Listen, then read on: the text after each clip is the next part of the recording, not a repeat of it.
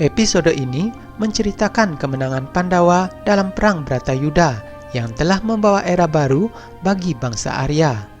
Namun di balik itu semua, Ratu Gandhari dan juga Raja Dhritarashtra merasa sangat marah pada para Pandawa hingga ingin membunuh Bima dengan tangannya sendiri. Di mana dalam episode sebelumnya juga telah diceritakan bahwa Basudewa Krishna telah berhasil menghidupkan kembali generasi penerus para Pandawa yang masih ada dalam kandungan Uttari.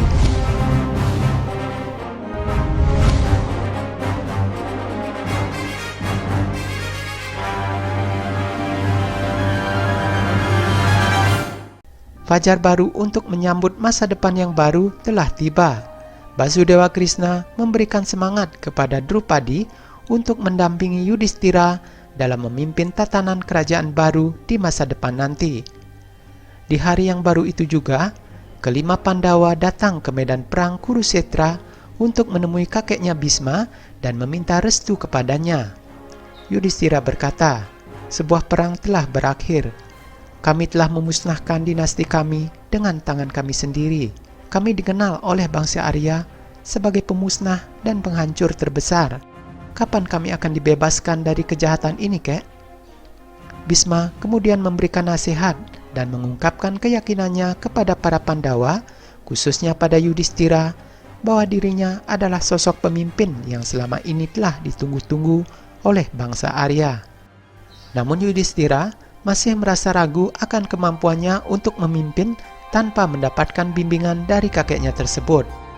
Bhisma lalu berkata bahwa bakat alami seseorang akan muncul di dalam dirinya sendiri, walaupun tanpa meminta dukungan dari orang lain. Dan bakat kepemimpinan itu telah ada dalam diri cucunya Yudhishthira. Arjuna yang merasa prihatin melihat keadaan Bhisma meminta izin agar dirinya diberikan kesempatan untuk melayani kakeknya itu sampai ajal menjemputnya. Namun dengan bijak Bhisma berkata, "Kalian berempat harus tetap mendampingi Yudhishthira. Kalian berempat harus membantu dalam membangun kerajaan yang teladan dan juga sempurna. Sekarang aku hanya menunggu saat Uttarayana tiba, di mana matahari bergerak ke arah utara, dan aku pun juga akan pergi dengannya ke arah Nirwana. Aku memberikan berkatku kepada kalian semua, dan melalui perantara kalian, seluruh bangsa Arya akan mendapatkan kesejahteraannya. Sekarang pergilah kalian semua menuju Hastinapura." Rasa haru pun menyelimuti hati mereka. Setelah memberikan penghormatan kepada kakeknya, para Pandawa pun meninggalkan Bhisma sendirian yang masih berbaring di atas ranjang panahnya itu. Sementara itu di Hastinapura, Raja Dhritarashtra sangat marah mendengar berita kedatangan Pandawa beserta dengan istri mereka. Perdana Menteri Widura lalu menyarankan kepada kakaknya itu agar segera mengadakan upacara penyambutan kepada mereka. Namun Ratu Gandhari mengatakan bahwa ia tidak akan menyambut mereka yang telah membunuh anak-anaknya tersebut.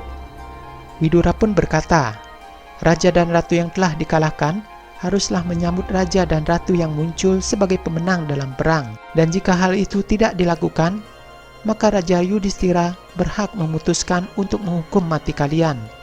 Perkataan Widura itu ditanggapi dengan nada sinis oleh Gandhari. Ia mengatakan bahwa dirinya telah mati 100 kali, lalu bagaimana mungkin raja yang baru akan memberinya hukuman mati? Gandhari lalu menyuruh Dewi Kunti untuk menyambut anak-anaknya. Namun ibu Pandawa itu menolak untuk pergi sebelum Gandhari ikut menyertainya.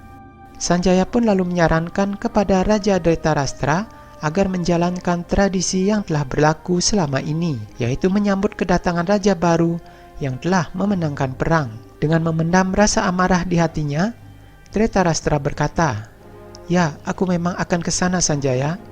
Aku harus menghilangkan rasa sedih ini dan juga membalaskan dendamku ini. Aku sama sekali tidak bisa memaafkan apa yang telah dilakukan oleh kelima Pandawa itu. Hari ini, di pengadilan kerajaan Hastinapura, aku akan memeluk Bima sampai ia mati di tanganku sendiri. Hanya setelah itu saja, aku dapat memaafkan keempat Pandawa lainnya dari hatiku yang paling dalam ini." Sementara itu, Para Pandawa beserta istrinya Drupadi dan juga ditemani oleh Basudewa Krishna telah memasuki istana kerajaan Hastinapura. Raja Dretarastra beserta keluarga kerajaan lainnya telah menunggu mereka di depan pendopo istana. Yudhistira pun memberikan salam seraya meminta maaf kepada pamannya agar mau menghapuskan dosa-dosa peperangan yang telah berlalu. Raja Dretarastra mengatakan bahwa dirinya tidak bisa memaafkan mereka semua. Ia mengatakan bahwa seseorang yang sudah membunuh anak-anaknya itu bahkan belum meminta maaf kepada dirinya. Bima pun maju ke depan dan hendak menyentuh kaki sang raja. Dretarastra lalu mencengkram bahu Bima dengan keras hingga membuat yang lainnya menjadi cemas. Bima meminta maaf kepada Dretarastra, namun pamannya itu mendorong tubuh Bima karena teringat dengan kematian anaknya Duryudana. Dretarastra mengatakan bahwa dirinya ingin memeluk keponakannya Bima. Arjuna pun memberikan isyarat agar Bima tidak melakukan hal itu. Namun Bima tetap melangkah maju ke arah pamannya tersebut. Mengetahui hal itu, Sri Krishna segera mencegah Bima sambil menggeser sebuah patung seolah Bima telah menghampiri pamannya tersebut. Dengan sekuat tenaganya, Dretarastra memeluk patung tersebut hingga hancur. Sang raja lalu bersujud dan menyesali segala perbuatannya itu. Ia meminta maaf kepada Bima karena telah mencelakainya demi membalaskan dendam hatinya itu. Krishna lalu mendekati Dretarastra dan berkata, "Yang mulia, kau sama sekali tidak menghabisi Pangeran Bima. Kau telah menghabisi kemarahanmu sendiri. Pangeran Bima masih hidup dan kau harus memaafkannya dari hatimu yang paling dalam dan memberinya sebuah pelukan kasih sayang yang tulus." Dretarastra pun menyetujui dan segera bangkit untuk memeluk Bima serta memaafkan semua kesalahan para Pandawa. Nah, bagaimanakah kisah penobatan Yudhistira sebagai raja yang baru dari kerajaan Hastinapura? Nantikan kisahnya dalam episode selanjutnya.